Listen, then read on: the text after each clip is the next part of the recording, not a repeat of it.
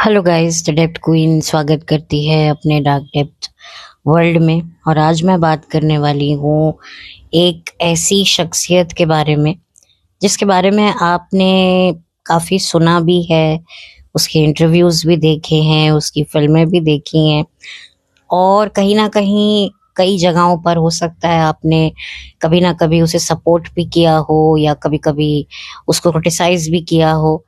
और मैं ये भी बता दूं कि जो हमारे बॉलीवुड में जिस तरीके की जो स्कैमिंग, प्लॉटिंग, नेटवर्किंग होती है, अक्सर उन्होंने इस बारे में खुलकर बात करी है।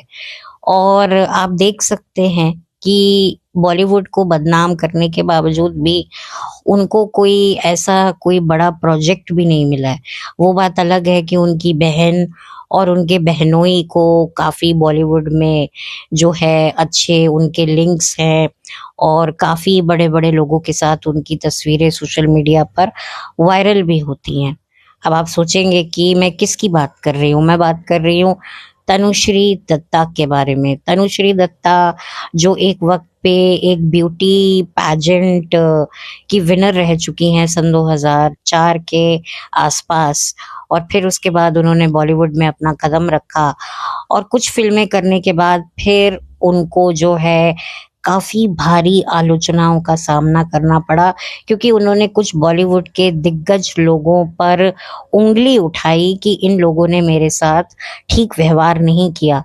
और ज्यादातर लोगों ने उनको क्रिटिसाइज किया, उनको अप्रिशिएट नहीं किया कि ये सब वो पब्लिसिटी के लिए कर रही हैं। लेकिन सन 2018 में जब मीटू मूवमेंट ने तुल पकड़ी, आग पकड़ी, तब तनुश्री की बातों को भी याद किया और खुद तनुश्री ने भी आकर जो है वापस से पुराने गड़े मुर्दे वो लेकर आई।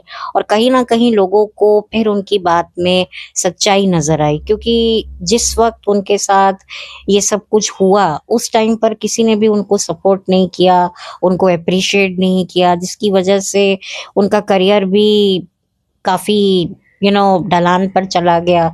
कुछ उनको फिल्में नहीं मिल रही थी, फिर उन्होंने एक तरीके से बॉलीवुड को क्विट कर दिया और फिर कुछ साल बाद वो वापस आई। और फिर उसके बाद वापस से जब वो आई तो उन्होंने खुलकर अपनी और बॉलीवुड के जो रिश्ते हैं उन पर बात करी। कितने लोगों को उन्होंने बेनकाब किया, लेकिन अभी भी कई लोगों को उनकी बातों पर यकीन नहीं होता है। कुछ को होता है, कुछ को यकीन नहीं होता है। लेकिन अब वापस से लेटेस्ट उन्होंने जो बातें बॉलीवुड से रिलेटेड अगेन करी हैं, उसको सुनने के बाद लोगों को अब समझ में आ रहा है। कहीं ना कहीं अगर मैं अपनी बात करूँ ना, तो जो मैं आप लोगों से अक्सर ये बात कहती हूँ कि बॉलीवुड इंडस्ट्री में बहुत डार्क चीज़ें होती हैं, मैं हमेशा ढका छुपा कर बात करती हूँ। लेकिन अगर आप तनुश्री का लेटेस्ट जो पॉइंट ऑफ व्यू है बॉलीवुड को लेकर, उनकी क्या एक्सपीरियंस है, उसको सुनेंगे ना, तो आपको पता चल जाएगा कि मैं क्या कहना चाह रही हूँ। उन्होंने प्रोस्टिट्यूट की भी बात करी है कि किस तरीके से एक्सप्लॉयटेशन होता है, आपको किस तरीके से मैनिपुलेट किया जाता है। उन्होंने बड़ा अच्छा उदाहरण दिया कि जैसे एक बच्चे को फंसाने के लिए उसको टॉफी, चॉकलेट्स वगैरह दी जाती है और बचपन से ही हमारे माता पिता हमें ये कहते हैं कि किसी स्ट्रेंजर से कुछ भी मत लो, कहीं भी उसके साथ मत जाओ। तो बिल्कुल ऐसी ही मिलती जुलती सिचुएशन यहाँ पर जो लड़के आउटसाइडर्स होते हैं, जो आते हैं, उनके साथ क्या क्या होता है। और कई लोगों के साथ इतना कुछ होने के बावजूद भी लोग किस तरीके से मुद्दे की बात को हमेशा गोल कर देते हैं, हमेशा अपनी सक्सेस स्टोरी बताते हैं कि हमने ये स्ट्रगल किया, वो स्ट्रगल किया। बट एक्चुअल में जो उनकी रियल स्ट्रगल होती है, जिस तरह का इमोशनल अब्यूज वो लोग बर्दाश्त करते हैं, कितनी मैनिपुलेशन वो लोग झेलते हैं, कितना सारा उनको जो है इमोशनल अब्यूज, फिजिकल अब्यूज, क्या क्या उनको झेलना पड़ता है, वो ये सारी बातें कभी नहीं करते हैं। वो अगर उनसे कुछ पूछा भी जाता है तो वो कहते हैं कि हाँ, मैंने सुना है, मेरे आसपास लोगों के साथ ये हुआ है, लेकिन मेरे साथ नहीं हुआ है। ये अक्सर ये गोल-मोल बातें कर देते हैं। अक्सर कुछ एक्ट्रेसेस तो ये बोलती हैं कि नहीं-नहीं मैं तो जो भी हूँ अपने टैलेंट की वजह से हूँ। लेकिन सच्चाई तो ये होती है कि भई टैलेंट की वजह से तो कोई भी नहीं होता है। और अगर चलो टैलेंट के बलबूते पर कुछ मिल भी जाए, तो सस्टेन करने के लिए आपको बहुत कुछ करना पड़ता है। शायद हो सकता है कि पहली बार आपको आपके टैलेंट के बलबूते पर आपको कुछ मिल जाए, या आपको ये बरगलाया जाए कि नहीं-नहीं तुम्हें बहुत टैलेंट है, आओ हमारे पास आओ। और आप जब चले जाते हैं फिर उसके बाद आपको काम मिल जाता है। पर उसके बाद क्या? फिर उसके बाद शुरू होती हैं इनकी प्लानिंग, प्लॉटिंग, इनकी मैनिपुलेशन और जस्टिफिकेशन ये लोग देते हैं कि तुम ये करो, वो करो। और कितना आपको चढ़ाया जाता है, आप में जितनी खूबियाँ आपको अपने में महसूस होती हैं, उससे ज़्यादा बढ़ा-चढ़ा कर ये लोग कहते हैं कि नहीं-नहीं तुम तो उसको पछाड़ दोगी, उसको पछाड़ दोगे, तुम ये कर दोगे, वो कर दोगे।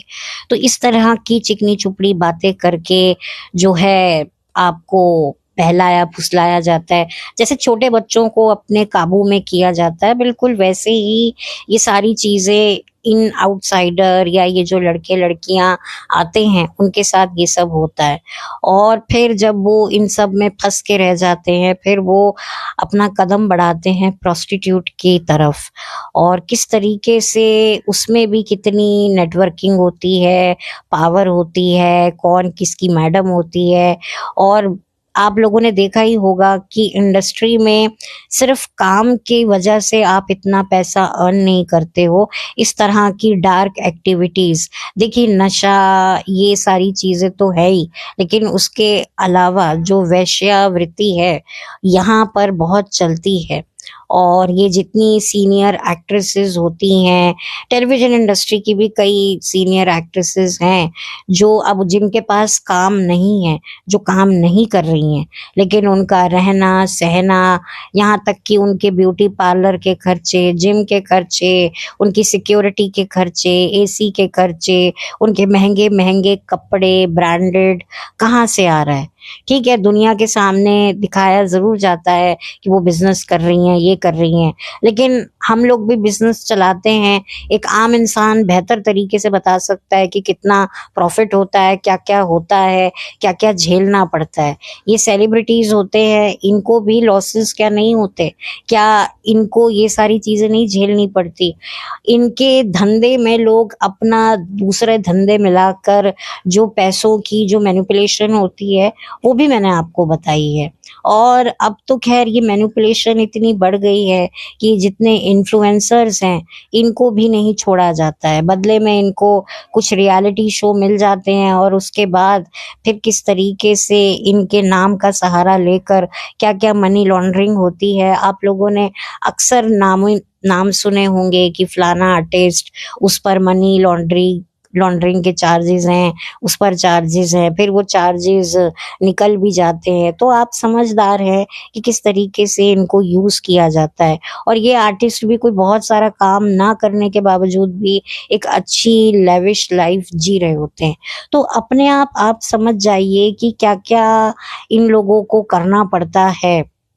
और ये जितने भी सो कॉल्ड इन्फ्लुएंसर्स हैं, इनको भी पकड़ा जाता है, इनकी भी इच्छाएँ पूरी की जाती हैं, और इच्छाओं को पूरी करने के बाद फिर उसके बाद जिस तरीके से फिर इनको घुमाया जाता है।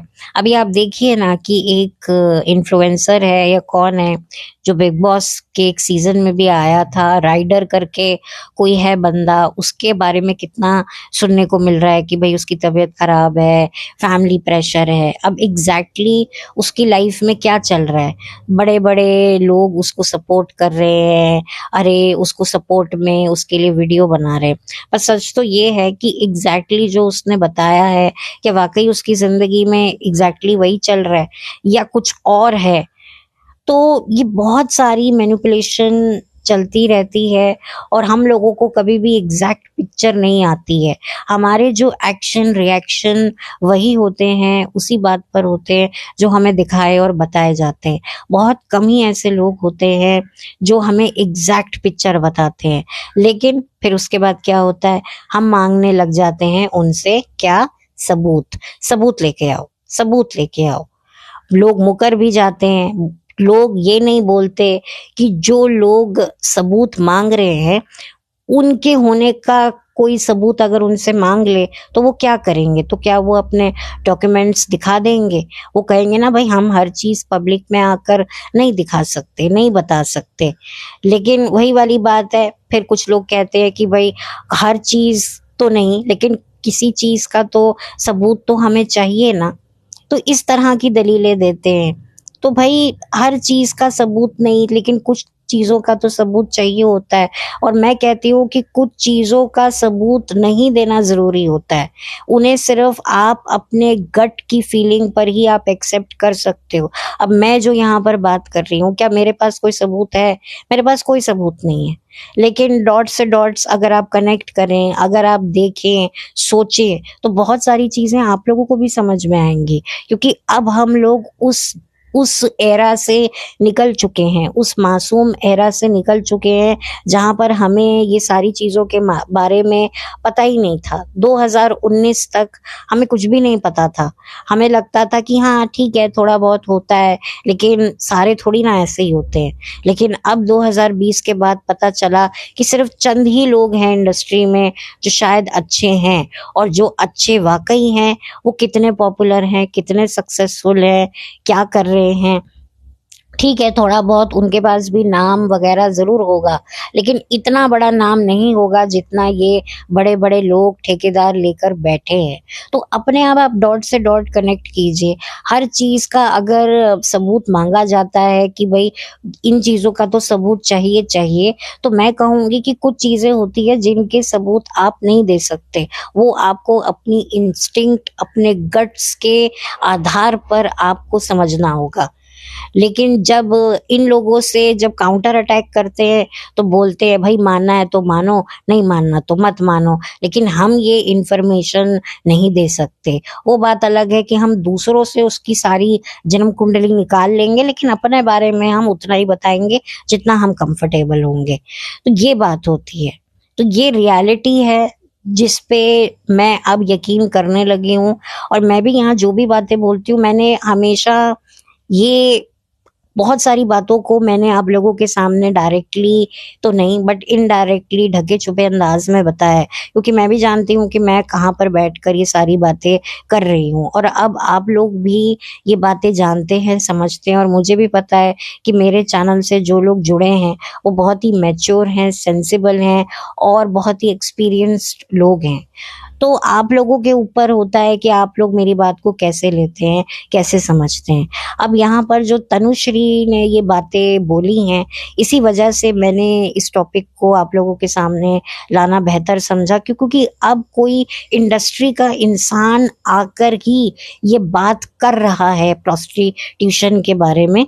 मैंने शायद कभी खुलकर कहा है, नहीं कहा है, मुझे याद नहीं। शायद हो सकता है थोड़ा बहुत मैंने बोला हो, लेकिन क्या है कि कोई इंडस्ट्री का इंसान खुलकर आकर ये बात बोल रहा है, तो शायद मुझे लगता है कि अब मैं भी अगर इस बात की मोहर लगा दूं कि हाँ ऐसा होता है, तो ये गलत नहीं होगा। और ये जो तनुश्री हैं, उनको कोई कोठी बंगले तो उन्होंने बना नहीं लिए, कोई काम तो उनको मिल नहीं रहा है। जैसे तैसे ये अपनी लाइफ को जो है गुजार रही हैं। ऑफ कोर्स इनको भी सिक्योरिटी वगैरह कहीं से मिली होगी जितना ये बोल रही हैं, क्योंकि हर इंसान जो मीडिया में आकर इतने बेबाकी से एक्सपोज करता है तो वही कर सकता है जिसके पास थोड़ा बहुत बैकअप स्ट्रांग हो, खास तौर पे फेस दिखाकर, बिना अपनी आवाज को चेंज किए हुए। तभी वो ये सारी बातें बोल सकता है कि अगर उसके पास कोई स्ट्रांग बैकअप हो। जिनके पास स्ट्रॉन्ग बैकअप नहीं होता है, कोई प्रूफ्स नहीं वो दिखा सकते हैं, या उनको अपनी जान माल का खतरा होता है, तो वो हमारी तरह फेसलेस होकर, कुछ लोग तो आवाज़ बदल कर भी बात करते हैं, तो उस पर भी लोगों को बड़ी चिढ़ हो जाती है कि अरे आवाज़ बदल के बात कर रहे हैं। अरे भाई, अपनी सिक्योरिटी सबको प्यारी होती है। ये जितने भी लोग हैं जो यूट्यूब पर है, देखिए, आप सब लोग मेरे चैनल से जुड़े हैं, मैं आप सबकी शुक्रगुज़ार हूँ। लेकिन कल को कोई प्रॉब्लम में मैं फँसती हूँ, तो आप लोग मुझे बचाने नहीं आओगे, ठीक है? आप लोग मेरे लिए दुआ वग़ैरह कर सकते हो, मेरे लिए प्रार्थना कर सकते हो, या मेरे चैनल को सब्सक्राइब करके मेरी रीच बढ़ा सकते हो। उसके अलावा आप लोग नहीं कर सकते, सेम मैं भी नहीं कर सकती हूँ। ठीक है ना? तो ये एक समझदारी होती है, मैच्योरिटी होती है। बहुत सारे लोग बात करते हैं, अब जैसे कंगना ने भी आकर बहुत ज़ोर-शोर में बातें की थी, तो ये बात सबको पता थी कि उनके पीछे एक पॉलिटिकल पार्टी का सपोर्ट है। इसकी वजह से उनको इतनी सिक्योरिटी मिली, उनको लोगों ने जो है सपोर्ट किया, और अब आप देख सकते हैं कि अब उन्होंने पॉलिटिकल पार्टी जॉइन कर ली है, तो वो कितनी पावरफुल हो गई हैं। जब तक किसी इंसान के पास कोई स्ट्रॉन्ग बैकअप पावर का ना हो, तो वो अपना बड़े-बड़े लोगों के खिलाफ सबूत नहीं ला सकता है। अब कंगना ने कितने सबूत दिए हैं? कंगना ने क्या कोई सबूत दिए हैं? जो भी बातें हैं वर्बली ही उसने पोल खोली हैं, कोई एग्ज़ैक्टली सबूत तो वो नहीं लेकर आई है। वो बात अलग है कि बॉलीवुड के साथ फिर एक टाइम पर उसके पैचअप भी हो गए हैं, बड़ी-बड़ी पार्टीज़ में भी वो जाती रही है। वो बात अलग है कि वहाँ पर उसने जो है एकदम से पलटी मार ली, जिसकी वजह से लोगों का जो ध्यान था, जो लोग उसकी रिस्पेक्ट कर रहे थे, फिर उस पर सवाल उठने लगे। लेकिन कंगना ने जो बातें कही हैं वो गलत नहीं कही हैं। उसने जो बोला है, क्या उसने सबूत दिखाए हैं? लोगों ने ट्रस्ट किया ना उसकी बात पर। हाँ, उसने जो बोला खुल के बोला, ठीक है, वो फेस दिखाकर अपनी बिना आवाज़ चेंज करके बात कर रही थी। वो क्यों कर रही थी? क्योंकि उसके पास एक पॉलिटिकल पार्टी का सपोर्ट था, जो उसको मिला। एक आम इंसान नहीं बात कर सकता, क्या मैं बात कर सकती हूँ? मैं किसी बड़े इंसान पर उसका नाम लेके बात कर सकती हूँ? मैं नहीं कर सकती, क्योंकि वो गलत होगा। और बहुत सारे लीगल मैटर्स में मैं फँसूँगी, मेरा तो चैनल भी इतना ग्रो नहीं कर रहा है, तो आप बताइए। तो फिर ये जो लोग बोलते हैं प्रूफ्स ये वो, भई आपको विश्वास करना है आप करो, नहीं करना है मत करो। इसीलिए मैं भी हमेशा इधर-उधर से बात करती थी, लेकिन जब तनुश्री ने ये बात कही कि किस तरीके से यूज़ और अब्यूज़ होता है, वो चीज़ मुझे काफ़ी सही लगी। तो मुझे लगा कि जब कोई बात कर रहा है, तो मैं उसकी बात पे हामी भर कर मैं भी पुष्टि कर दूं कि हाँ, ये बात सही है। वो जो डार्क लाइफ की मैं बात करती हूँ, यस, यही होती है ये डार्क लाइफ, जो अक्सर लड़के लड़कियां करते हैं। कई लड़के भी इस प्रोफेशन में जाते हैं और वो कर ही रहे हैं, क्योंकि उनको अच्छा पैसा मिल रहा है। आप देखेंगे वो काम करे ना करे, लेकिन उनका घर, कितने फ्लैट्स हैं उनके, ये सब पैसे कहाँ से आ रहे हैं? तो कुछ लोग नशा बेचते हैं, कुछ लोग खुद को बेचते हैं, तो कुछ लोग किसी और को बेचते हैं, कुछ ना कुछ तो बेचते ही हैं। तो यही वाली बात है, और थोड़ा बहुत उनको पेमेंट इन काइंड कुछ प्रोजेक्ट्स मिल भी जाते हैं कि भाई लोगों को लगता रहे कि हाँ भाई हम काम कर रहे हैं। ये एक तरीके से वो उनके लिए एक कवर होता है कि हाँ भाई वो काम कर रहे हैं, वो यही काम करके पैसा कमा रहे हैं, लेकिन अंदर खाने तो बहुत कुछ अलग वो काम करते हैं। और तनुश्री ने बताया कि उनकी एक कोलीग भी इन चीज़ों को जस्टिफाई कर रही थी, जो उनकी फ्रेंड थी, और उन्होंने ये सब नहीं किया, इसकी वजह से उनको ये सब फेस करना पड़ा।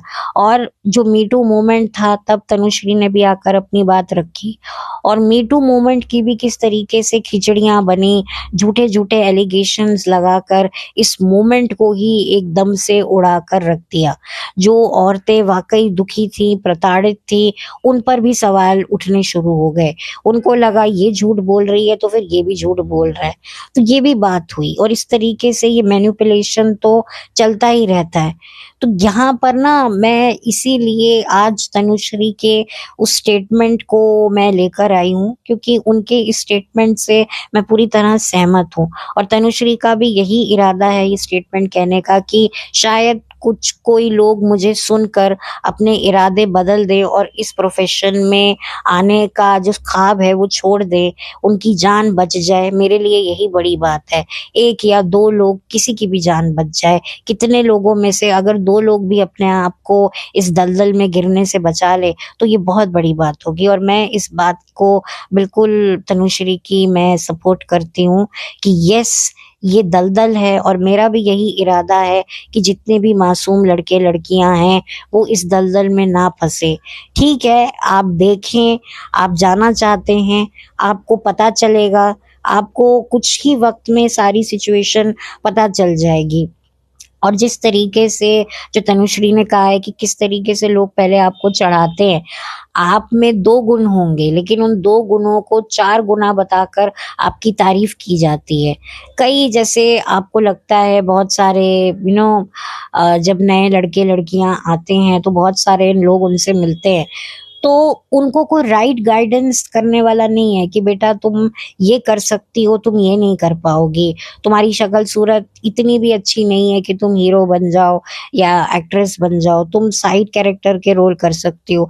जो जेन्युइन एडवाइस देने वाले लोग होते हैं ना, वो हमें बहुत कम मिलते हैं, और जो मिलते हैं हमें लगता है कि भाई ये हमारे हुनर को पहचान नहीं रहा है। तो सबसे पहले आपको खुद अपने हुनर को पहचानना है कि आप में कितनी क्रेडिबिलिटी है, कैपेबिलिटी है।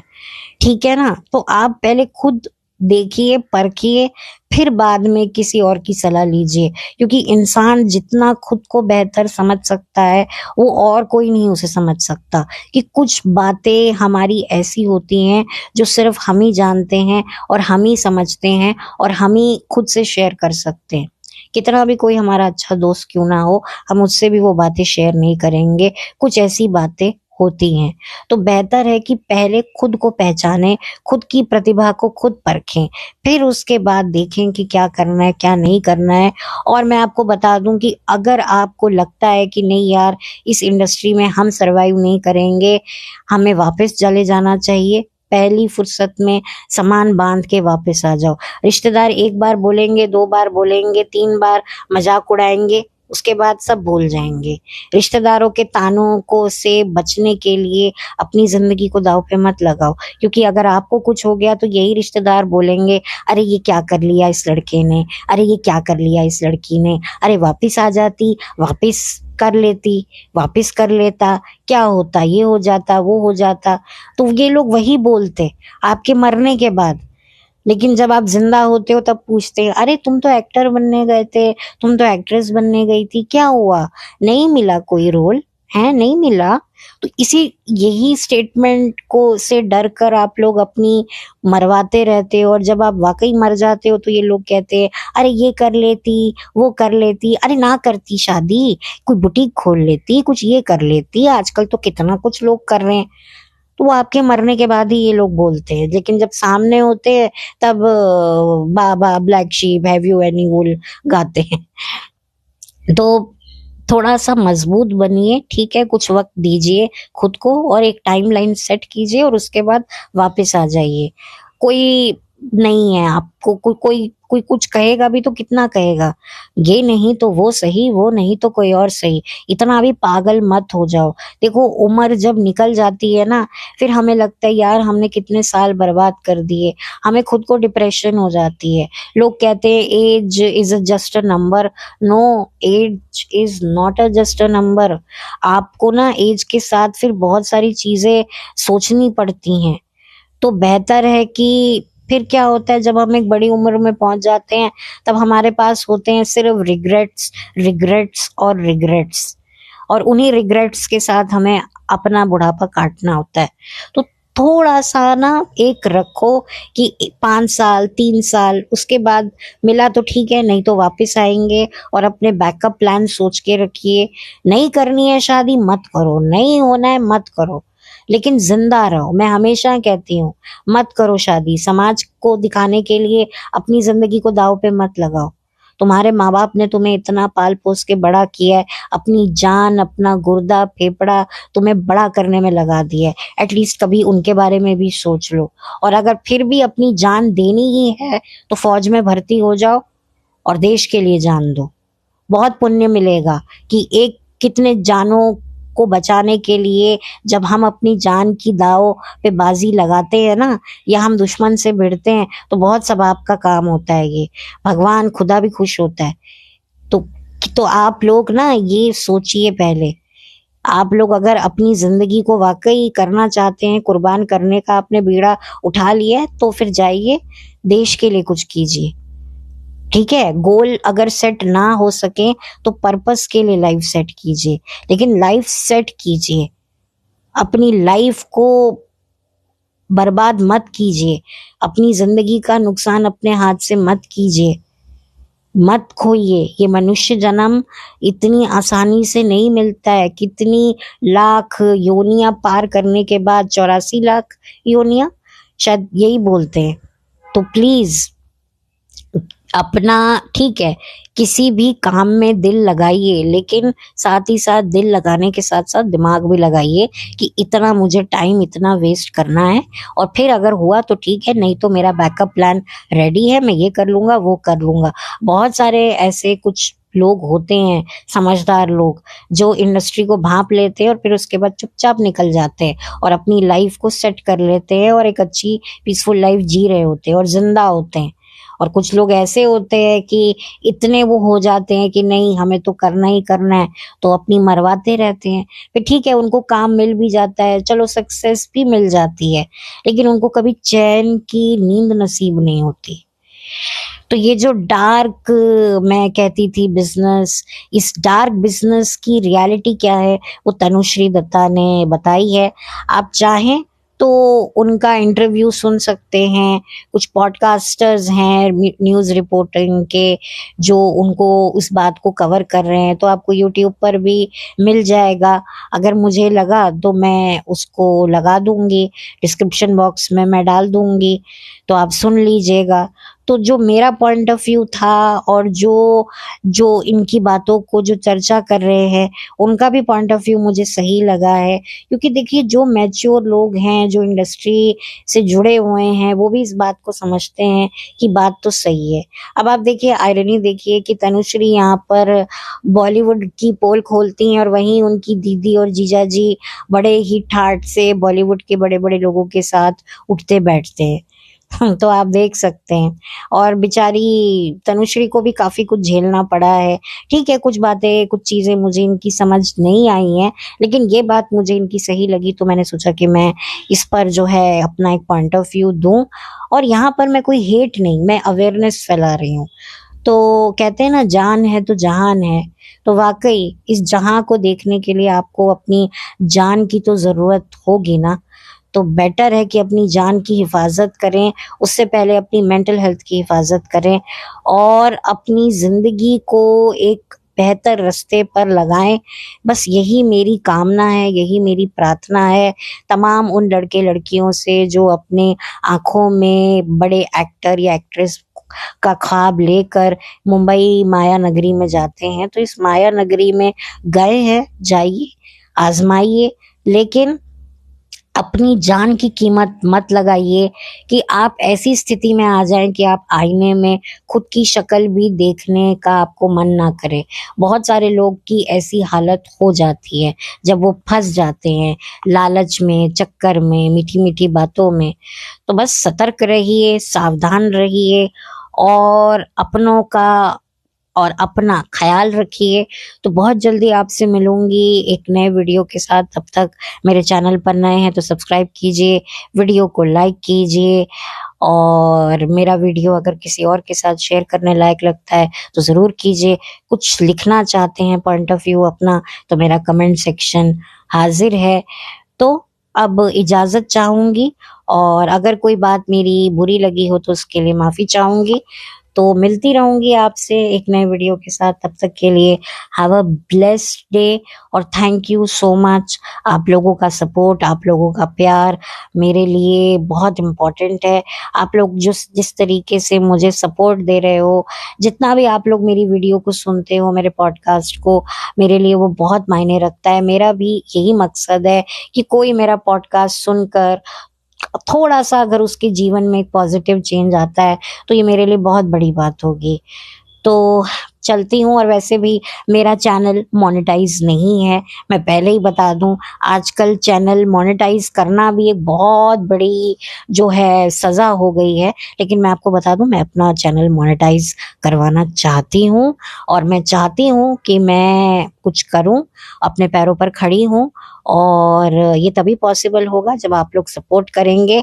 और मैं तो डे वन से कहती हूँ कि हाँ, मैं कर्म कर रही हूँ और मैं फल की इच्छा भी कर रही हूँ। तो मैं ये बात नहीं बोलूँगी कि नहीं नहीं मुझे अपना चैनल मोनेटाइज नहीं करना है, मुझे बिल्कुल करना है। तो मैं अपने आप से और आप लोगों से बिल्कुल ऑनेस्ट हूँ और मैं जो मेरे दिल में है वही मेरी ज़बान पर है, इसीलिए मैं खुलकर बात करती हूँ।